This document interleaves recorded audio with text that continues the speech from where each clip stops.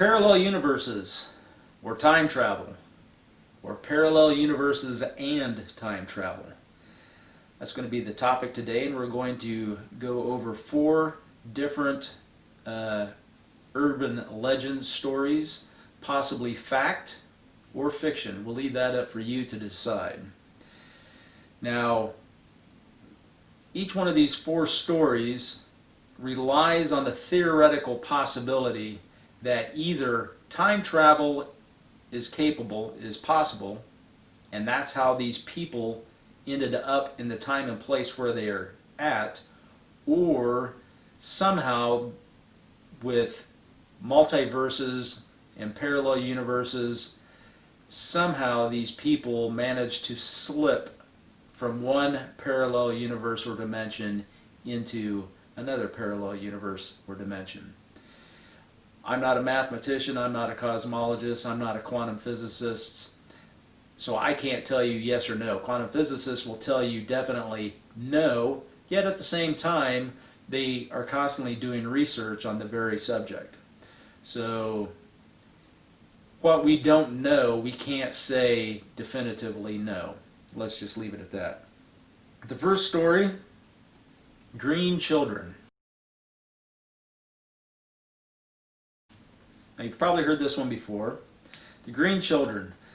The Emerald Isle is full of green. Green leprechauns, green knights, green men, green fairies, and the green children of Woolpit.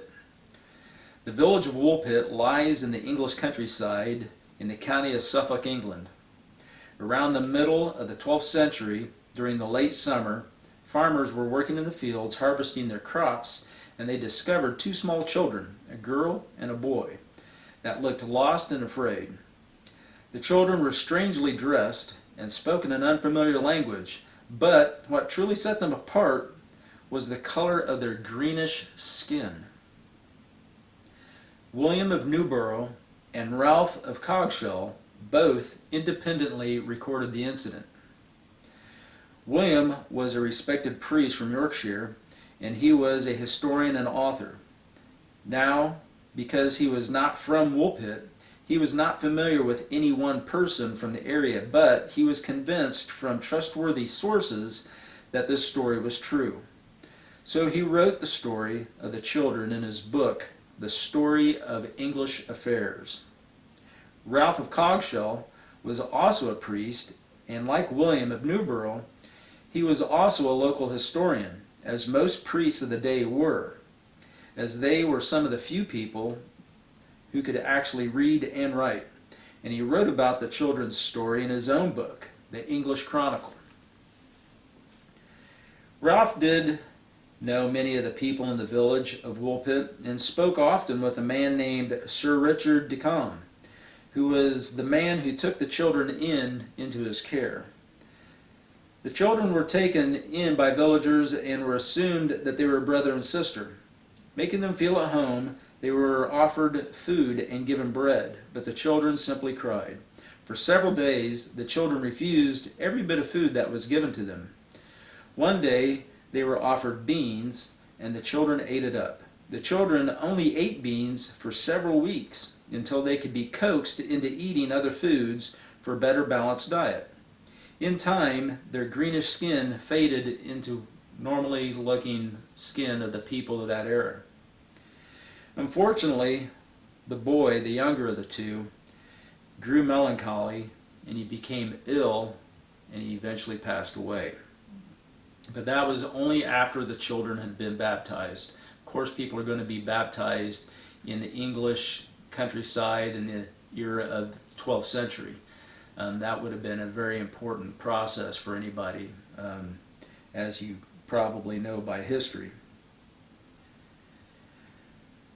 The girl remained healthy and in good spirits, and in time she learned to speak English, and that's when things got a little bit interesting. According to Ralph Cogshall, the girl told her story that she and her brother came from the land of night, where the only source of light was twilight, and despite the dark, everything and everyone in the land was green.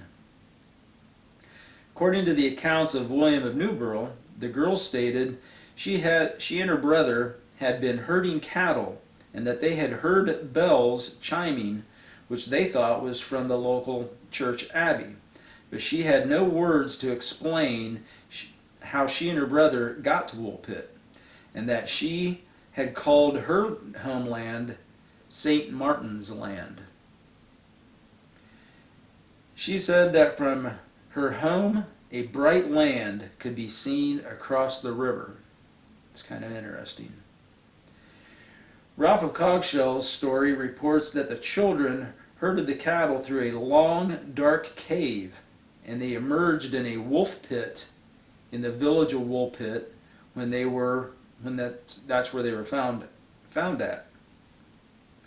They were not accustomed to the bright sunshine, and they became bewildered and disoriented, and they were unable to find their cave from where they came from to return home, and that was when the villagers found them lost and afraid.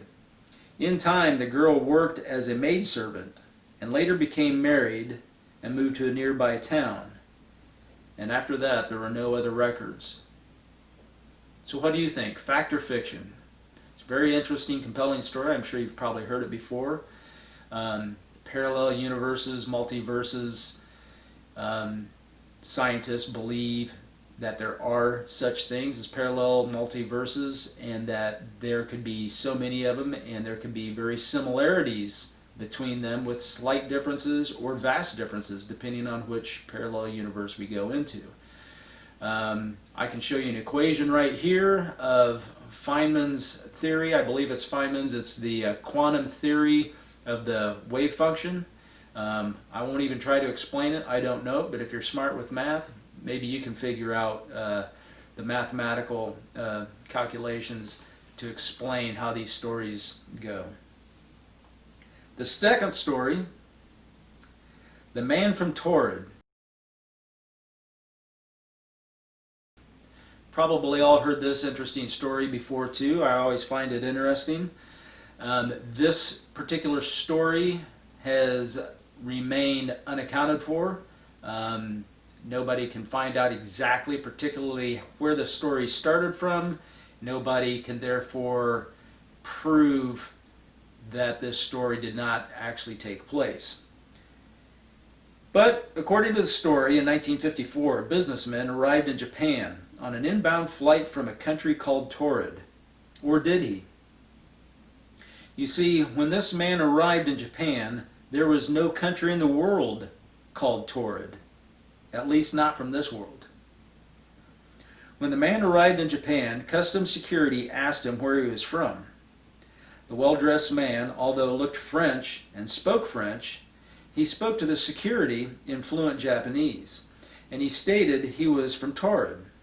The airport security officers were perplexed, as they had never heard of the country Torrid, and one of the security officers stated, "Prove it." The man started to become a little unnerved, stated he had no idea why they had never heard of his country, as it had been around for over 1,000 years, and that it was between Italy and France. The man then showed him his passport. The passport looked real. It had been used extensively and shown stamps from various countries, as well as it showed it was a passport from the country of Torrid. The man had in his possession money from Japan, as he stated he traveled extensively to that country, as well as money from France and his home country, Torrid. And he had an identification card from his home country. Security, now even more perplexed, stated for him to show him on the map where his country was located.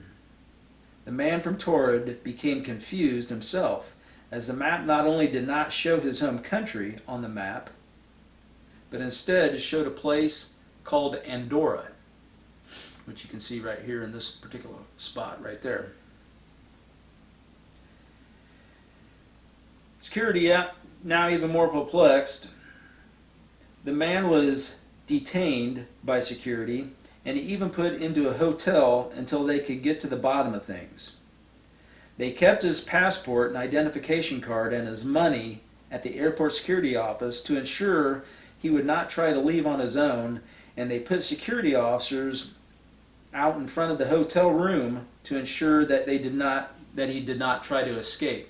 Now I have traveled extensively around the world, and trust me, I've done it once because I was ordered to. But giving your passport away to somebody, even as supposedly somebody in authority, giving your passport and identification and your money away in a different country is a very unnerving practice. It's not something that you want to do. It's not something you should have to do, but in some situations there's nothing you can do about it. So they put him up in a hotel, and they put security around the hotel room. Okay?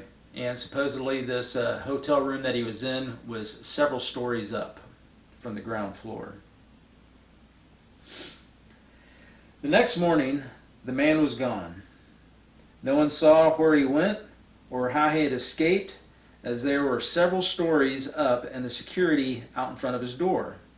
Even more perplexing was the fact that his passport, identification, and his money in the security custody at the airport was also missing. Fact or fiction? You be the judge.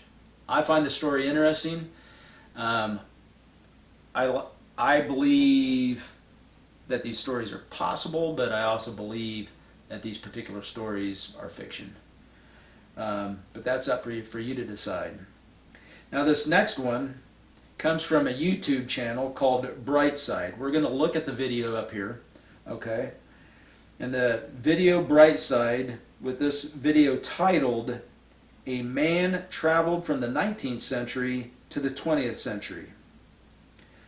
And it's about a man named Rudolph Fentz who unwittingly and supposedly traveled through time only to meet his demise on the other side of time. So let's take a look at this quick story.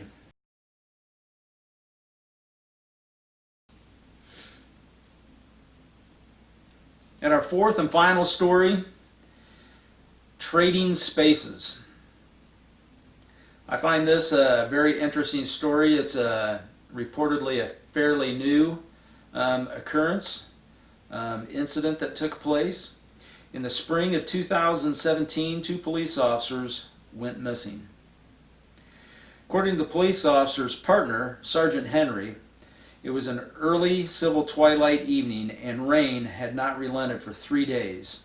Springtime in Indiana can be a very wet place, and it can also be a dangerous place from time to time, as springtime, like in many states, is also the peak season for tornadoes. On this particular evening, there had not been any reports of tornadoes in the state, but for the last hour, the police officers of this moderately sized city had been working in the pouring down rain and occasionally lightning strikes to work a traffic accident which had resulted in a couple's death. And the accident reconstruction and death investigation team was working on the scene. The officers had a mobile command unit parked in a business parking lot next to the section of road where the accident took place. The marked police car with flashing lights and a few police barricades blocked off the section of road while the officers took photos and measurements of the incident to reconstruct the accident and determine who might have been at fault of the cause of death. The rest of the area was coned off from vehicular traffic, but even though the entire area was not actually taped off, it was still considered a crime scene, and no vehicles, no civilians, and even non-essential officers should not have been inside the accident scene area. The bodies had already been taken to the morgue, and the injured had already been medevaced to the emergency room, but the vehicles were still in place for investigation purposes. The investigating officer, Sergeant Henry, was putting a 3D laser scanning system back into the mobile command unit due to the heavy rain. He stated it had been pouring down rain so much that it was not working effectively, so he and his partner, Officer Jones, took measurements the old-fashioned way with large measuring tapes and triangulation of waypoints. Sergeant Henry stated he was carrying the laser system back to the mobile command unit to dry it off and put it back into the case. And Officer Jones, his partner in the investigation, was still outside winding up the tape after the last measurement when there was a blinding flash of light and a thunderous bang overhead. Sergeant Henry said he was caught off guard by the loud concussion and yelled out curses. He stated he knew, even though he was inside the mobile command unit, people outside the mobile command unit would have had to have heard him. He screamed so loud. That's how loud the bang was. Sergeant said the thunder was so loud that it shook him to his core and he dropped to his knees thinking something had just blown up outside. He even stated that the lightning strike was so bright the area street lights turned off as the automatic photo sensor on top of the lights thought it was daylight and shut the lights off. He said he was mumbling curses under his breath as he stood back up and the street lights were just starting to flicker back on. Then it occurred to him that his partner, Officer Jones, was still outside, so he ran back out to check on him. When Sergeant Henry stepped back out of the mobile command unit, he said he looked in the half-dark street and pouring rain, and he noticed standing inside a crime scene an oddly dressed officer in a uniform that he was not familiar with. Getting up off the wet ground, Sergeant Henry stated he ran over to help him up off the ground and to see if he was okay. Sergeant Henry stated when he helped the strangely dressed officer up, both looked at each other with strange looks on their faces. Sergeant Henry stated that the strangely dressed officer looked similar to Officer Jones, but it was clearly not Officer Jones, but that the similarities were striking, yet their skin color was slightly different. Sergeant Henry stated that although perplexed with who this officer was, he was also upset that he was standing inside his crime scene, and he said he had yelled at him, "What are you doing here?" But the officer looked dazed and confused and simply shook his head no. Sergeant Henry said he was upset that in spite of the foul weather and the fact someone had breached his crime scene, he now had to deal with this guy. He said he took him into the mobile command unit and gave him a towel to dry off and offered him some coffee. But he stated the rogue officer started speaking in an unknown language to him. Typically, the only other language spoken in this part of the state was occasionally Spanish. But Sergeant Henry stated that although the rogue officer looked like he could possibly be Hispanic, he was definitely not speaking Spanish or any other language he had ever heard of before, and he did not sound nor look European. Sergeant Henry stated he told and motioned to the man to sit down, and he went back out to look for his partner, Officer Jones, but did not see him anywhere, and his patrol car was still sitting there blocking traffic with the lights on. Not knowing what to do with this guy, he called a uniformed supervisor to come to the accident scene to ask for advice. He really had no intention on charging the man with crossing his crime scene, but the man looked dazed and confused, and he wanted to make sure that he was going to be okay. Sergeant Henry stated that the supervisor sergeant gave him no advice about the rogue officer, but seemed more concerned that Officer Jones was missing, and they put out a bulletin for his search. Sergeant Henry stated he was not certain at all what to do with the rogue officer, but brought him down to the police station first to put up the mobile command unit and to turn in some paperwork when he found a fellow investigator working in the office on a bank robbery case with the FBI. Sergeant Henry stated he was speaking to his fellow investigator when the FBI agent walked in and struck up a conversation with the rogue officer. Sergeant Henry and his fellow investigators were perplexed and asked the agent what language is the man speaking in, and the agent smiled gently and laughed, stating, "He isn't from around here, is he?" but gave no other explanation. The FBI agent stated he would take the rogue officer off his hands and make sure he was able to return home, and Sergeant Henry was fine with that as he had enough issues to deal with on his own. No explanation by the FBI was ever given to Sergeant Henry as to whom the rogue officer was, where he came from, or how he got into his crime scene. But Sergeant Henry recounts that he is always too busy on so many different investigations to really care about things that did not particularly affect him. According to Sergeant Henry, 2 weeks later, the FBI arrived at the police station with Officer Jones. Officer Jones was in good health, but recalls nothing of the incident and does not even recall working at the scene of the accident that day. The FBI agent advised he should be taken to the hospital for a full checkup, which they did. But to this day, Officer Jones claims to have no recollection of where he had been for the 2 weeks he was missing, and that the last recollection was arriving to work on the day of the storm and then the FBI bringing him to the police station. Is it impossible?